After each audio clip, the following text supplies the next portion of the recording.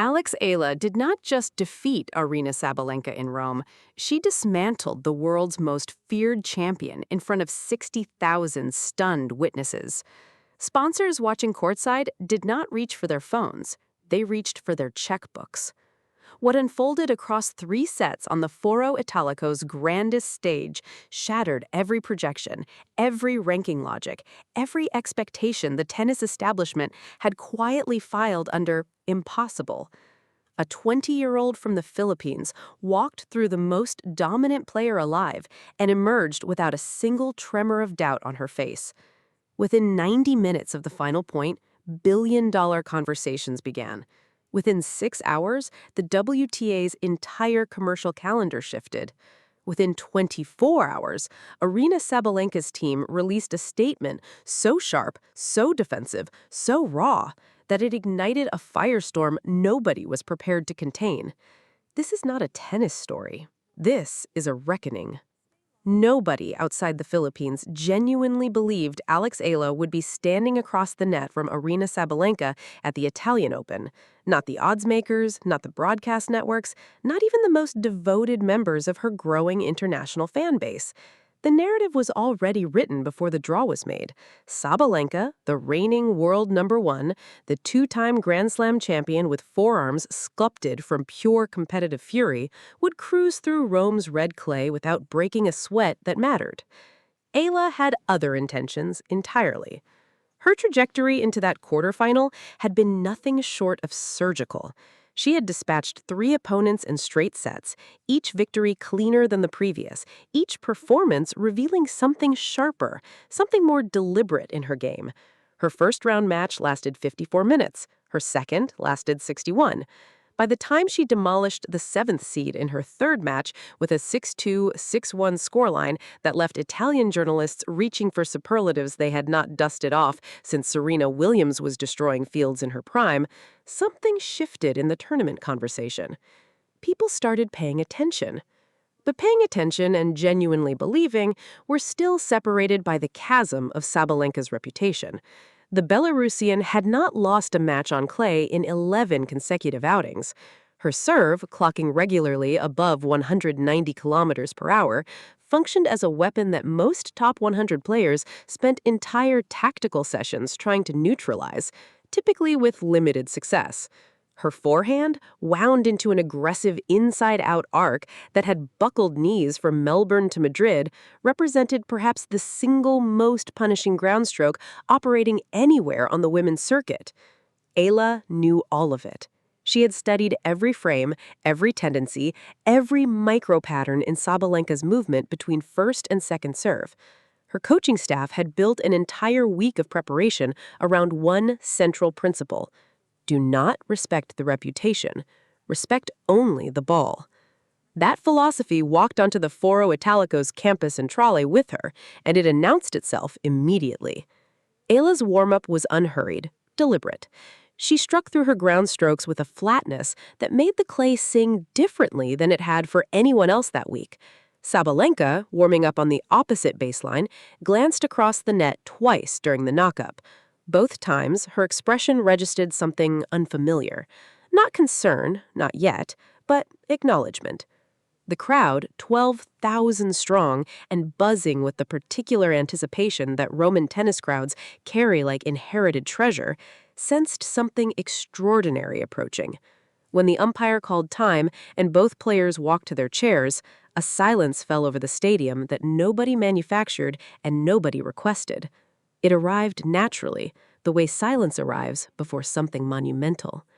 What happened in the first game of that match sent shockwaves through every sponsor suite, every broadcast truck, and every tennis federation headquarters tuned in worldwide. Keep watching, because the next 8 minutes changed everything. Professional tennis matches are rarely decided in their opening exchanges. Patterns develop, momentum accumulates, the true quality of a contest emerges gradually through sustained pressure rather than isolated brilliance. Everyone understands this. It is the sport's unwritten contract between players and spectators. Eala tore that contract apart in the first game. Sabalenka served first. Her opening delivery clocked 193 kilometers per hour, landing precisely where her analytics team had placed it on the tactical board, wide to the Eala forehand, forcing a defensive return.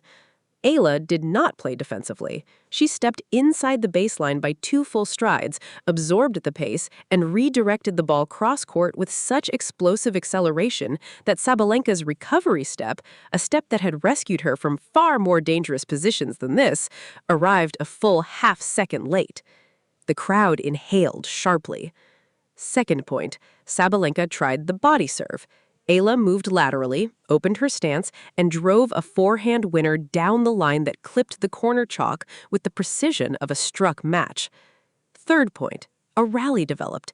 8 strokes, then 12, then 16. The kind of sustained groundstroke battle that typically breaks in Sabalenka's favor because her power compounds through duration, her opponent's resistance eventually crumbling beneath the accumulated weight. Eala did not crumble. On the 17th stroke, she changed direction without preparation, without telegraph, without any of the micro-tells experienced opponents use to anticipate. The ball passed Sabalenka's extended racket by 4 centimeters and died on the clay. The stadium erupted. Sabalenka held serve ultimately on that opening game, but the hold felt nothing like dominance. It felt like survival, and everyone inside Campo Centrale understood the distinction. What followed across the next 40 minutes was the sustained dismantling of a world number 1 by a player 20 years younger, carrying the expectations of an entire nation and the commercial scrutiny of an industry watching every point with calculators barely concealed behind clipboards.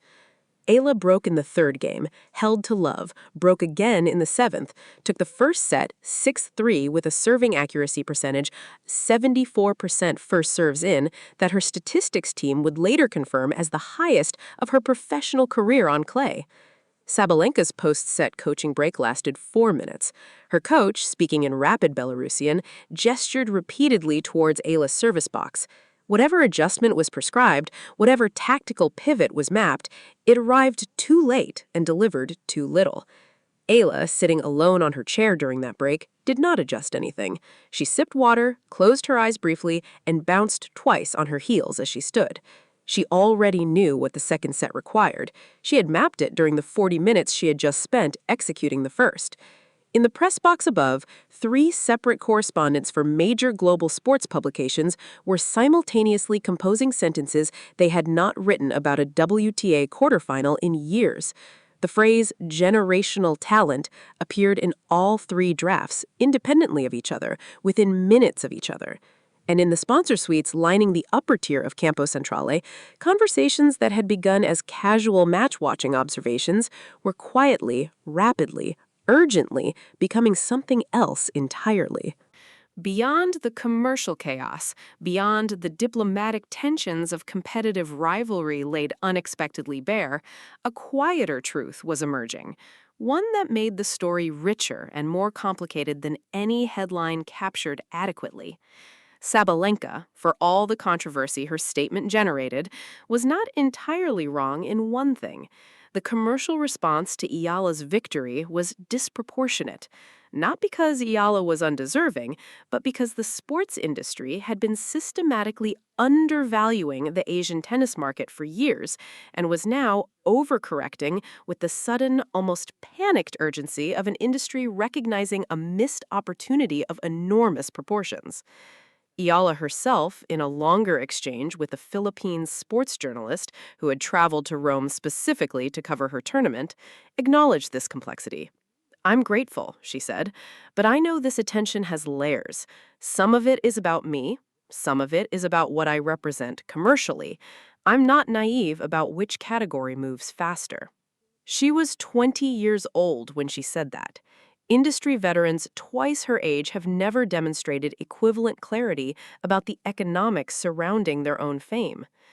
Meanwhile, Former Sabalenka teammates and training partners began offering context that complicated the dominant narrative of the reigning champion as the villain in this story. Several, speaking without attribution to protect professional relationships, described a competitor under unprecedented pressure, managing expectations from a national federation, a commercial team, and a global fan base that collectively allowed zero margin for the kind of defeat she had just suffered. The statement, these sources suggested, emerged from an environment of acute stress rather than calculated antagonism. That context reached parts of the tennis public willing to receive it. Other parts, the majority, if engagement metrics provide any indication, preferred the simpler architecture of the original story. Eala, predictably, declined the villain role assigned to Sabalenka by her advocates. In every public appearance during the remainder of the tournament, she spoke about the Belarusian with a respect that was specific and grounded rather than diplomatic and generic. She cited particular points, particular moments, particular qualities in Sabalenka's game that she described as the standard I'm chasing, not the result I already have. Grace extended freely by the player the world had just watched demolish her. The commercial negotiations, proceeding in parallel with all of this, reached a preliminary milestone within 72 hours of the match. Eala's management confirmed an agreement in principle with one major global partner, terms undisclosed, that represented the largest endorsement commitment ever extended to a women's tennis player outside the top 20 in the world rankings. The 18-year-old was only 20 years old. The WTA called it historic. Several former champions called it deserved. The sports business press called it a market correction 20 years overdue. Aryna Sabalenka said nothing further publicly, but her next match, a decisive victory over a top 30 opponent 3 days later, played with a controlled ferocity that felt like a response to something, communicated volumes without requiring a single word. Championships are temporary. Rankings fluctuate.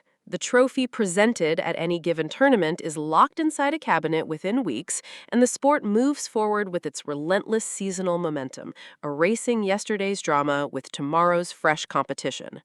What happened in Rome, however, was not merely a result. It was a structural shift. Eala walking off the Foro Italico clay, having defeated Aryna Sabalenka, changed the commercial geography of women's tennis in ways that will compound across years. The brands that moved immediately, the ones whose executives sat in those suites and made decisions before the applause finished, understood that they were not investing in a quarterfinal win. They were investing in the beginning of something whose ceiling was genuinely unknown and whose cultural reach extended into markets that professional tennis had never previously penetrated at scale. Federer himself reached for comment by a Swiss publication that covers both his foundation work and his persistent peripheral involvement in tennis's institutional conversations, offered a characteristically measured but substantive observation. What the commercial community has recognized in Rome is what those who watch tennis closely have understood for some time. The sport's next chapter is being written from places the establishment did not plan for. He did not name Eala directly. He did not need to. The next chapter of Eala's own story remains unwritten in the most exciting sense. She reached the semifinals in Rome before falling to the eventual champion in a match she herself described as exactly the education I needed. She returned to the clay circuit the following week ranked inside the top 40 for the first time in her career. Her practice sessions, leaked in fragments through social media accounts of training partners, showed a player not celebrating, but analyzing, studying the semifinal loss with the same meticulous attention she had applied to the Sabalenka preparation that preceded it. The sponsors came because of what she accomplished. They will remain because of who she demonstrably is. And somewhere in the Philippines, in Manila, in Cebu, in the smallest municipalities that have no tennis courts but possess smartphones and Wi-Fi connections and children old enough to dream with direction, a generation is watching, absorbing, deciding. The billion-dollar offers make headlines, but the 10-year-old who picks up a racket because she watched Eala return that 186-kilometer serve and refused to be afraid, that child is the actual investment return, the one that no spreadsheet captures, the one that pays forward across decades. Rome built something that cannot be measured in endorsement value or ranking points or tournament prize money. It built a reference point, a before and after line that an entire region of the globe will use to orient its relationship with professional tennis. The question worth arguing about, the one worth writing in the comments below, is this. Did Rome mark the beginning of Alex Eala's ascent, or was it simply the moment the rest of the world finally caught up with something the Philippines already knew? Alex Eala arrived in Rome as a compelling storyline. She departed as a commercial revolution, a cultural phenomenon, and the most discussed name in professional tennis across 2 continents. Sabalenka's controversial response only amplified what the match itself had established. Something genuinely unprecedented had occurred on that clay, and the industry, sponsors, federations, media, rivals, was scrambling to position itself correctly in its wake. The racket spoke first, everything else followed.